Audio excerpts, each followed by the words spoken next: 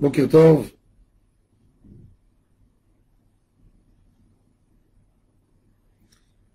Dans Mishkan, au Beth Amikdash, on a mené les korbanot.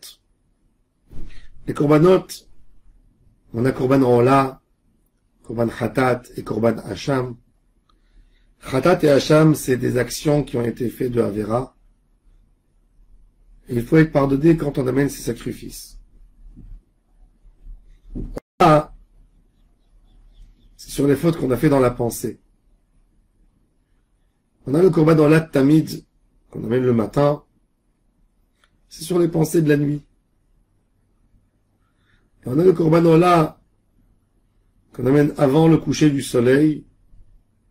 C'est sur les fautes de la journée, de pensées, de paroles, pas en place que l'homme a dit.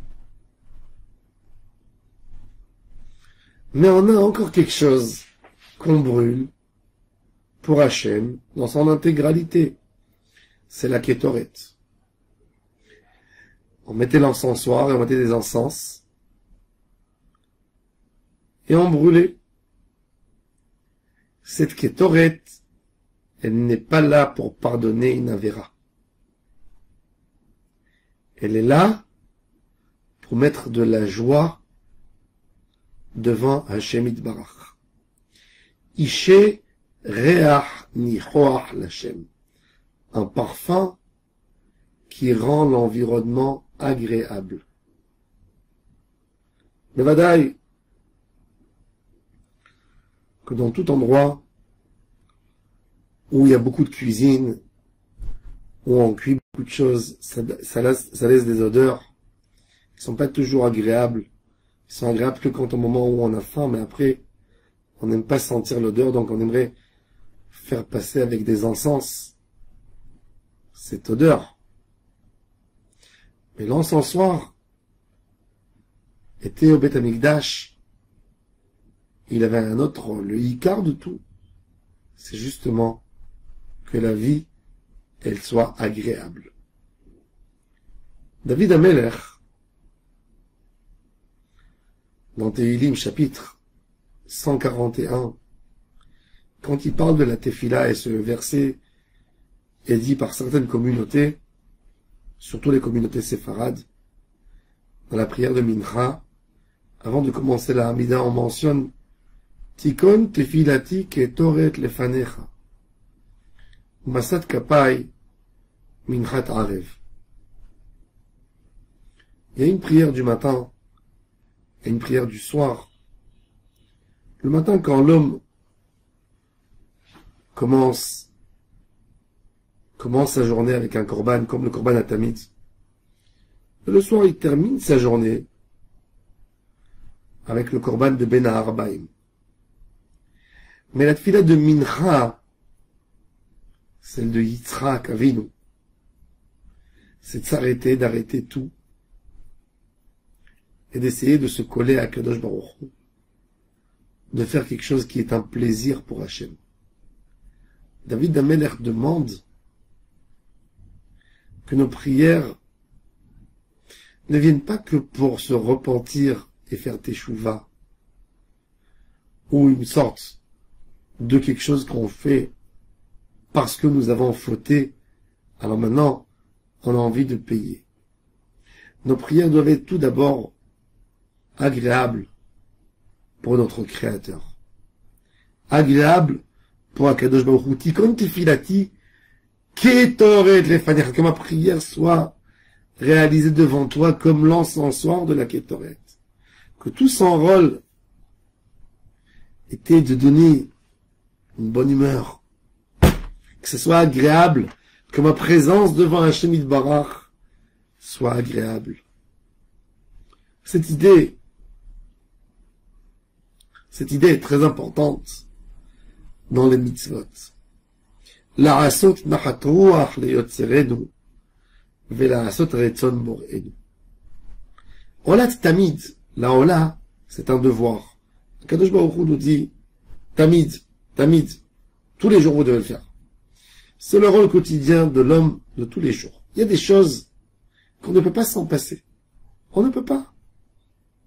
Est-ce qu'un homme peut dire, quand il a une famille, des enfants, une femme à sa charge, des enfants, est-ce qu'il peut dire, ah ben maintenant, pendant un mois, je n'assume pas mon rôle de père de famille, de père de foyer? Pas du tout, tu peux pas. Il y a tout le monde qui dépend de toi. Comment tu peux dire une chose pareille? Je n'assume pas mon rôle. Mais bataille que tu es obligé d'assumer. Que tu veuilles ou que tu veuilles pas, il n'y a rien à faire. Et ça, c'est un avantage. Mais la question, c'est comment je me comporte avec les choses banales de tous les jours, que je suis obligé de les faire. Est-ce que je les fais avec un sourire, avec une joie, avec un plaisir de faire la volonté d'Hachem Yitbarach, ou je les fais comme un homme qui est obligé? Ça, c'est l'idée de la Kétoret. David Amelech nous dit, il dit à Kadosh Baruch Hu Hachem, je me sens obligé de te remercier, de faire ma prière de tous les jours. Ça a été instauré par nos sages, par nos patriarches, et c'est devenu pour nous un devoir. Un juif pratiquant, dans sa vie, il y a 3 moments dans la journée où il fait sa prière. Mais David Amelech a très peur que ça rentre que dans un simple engagement. Il veut que ça fasse plaisir à Hachem. Il y a deux choses dans la mitzvah. Oui, on est censé de manger de la matzah à Pessah. Oui, on est censé de construire une soukha. On est censé de mettre des téphilines. On est censé de mettre un tzitzit, etc., etc., etc. Ça, c'est ce qu'on est censé de faire. Le fait que je suis obligé, il ne faut pas qu'il enlève l'agréable de la mitzvah. Et ça, c'est Kétoret Lefanecha. La Kétoret, elle vient dans un Beth Amikdash où on nous dit que les lois sont très sévères, que si on change quoi que ce soit, des règles, c'est Chayav Mita. Même dans la Kétoret. Im Chiser Achat Mikol Samamanea Chayav Mita. Mais en même temps, on veut que ce soit agréable devant Hachem. C'est un paradoxe.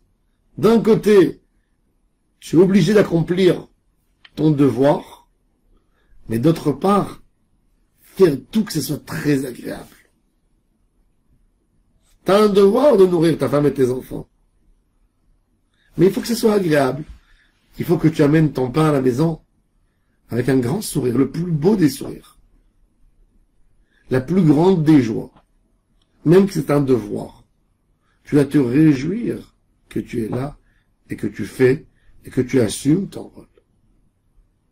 On peut faire beaucoup de mitzvot comme une obligation, mais on peut les faire en même temps pour faire plaisir à notre Créateur.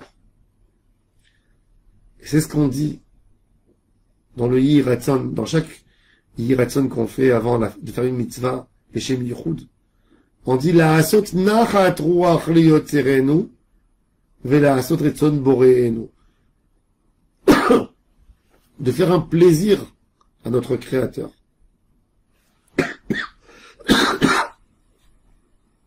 D'abord de lui faire plaisir.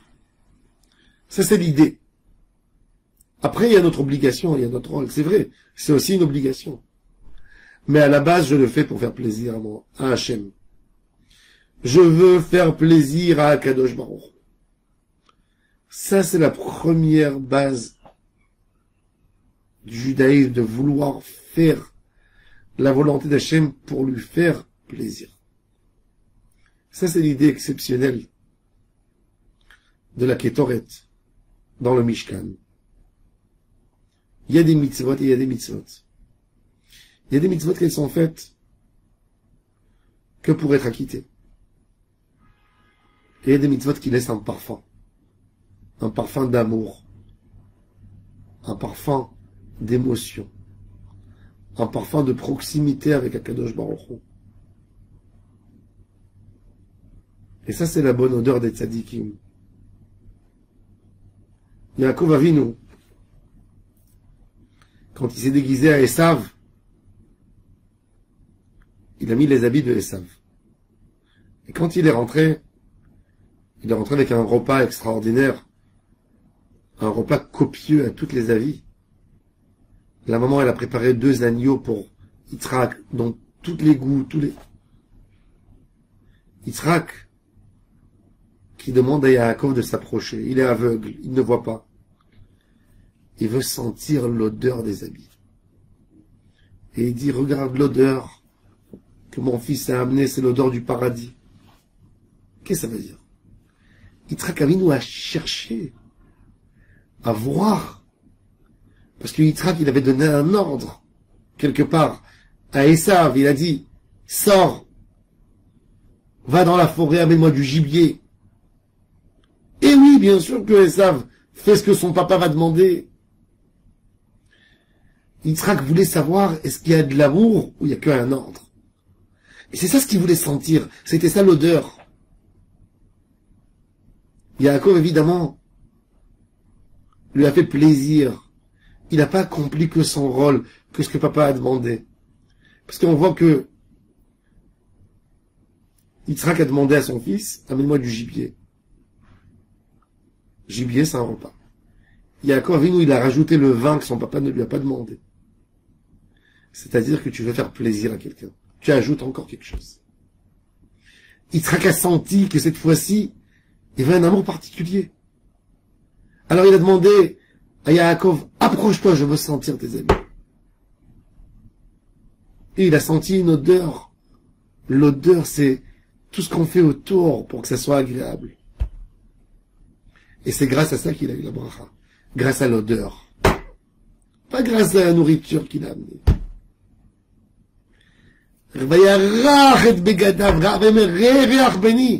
Et là, tout de suite, il fait une bracha extraordinaire. Parce que l'odeur, je veux que ça soit agréable, c'est le plus important. Quand un homme fait une mitzvah, il doit l'imaginer comment ça serait fait de la meilleure manière. Ça, c'est l'idée, c'est ça ce que Hachem aime, c'est ça ce que Hachem veut. Hachem nizke la'asot. Nachat ruach liyotzrenu, amen. ולעשות רצון בוראנו, אמן כן יהי רצון.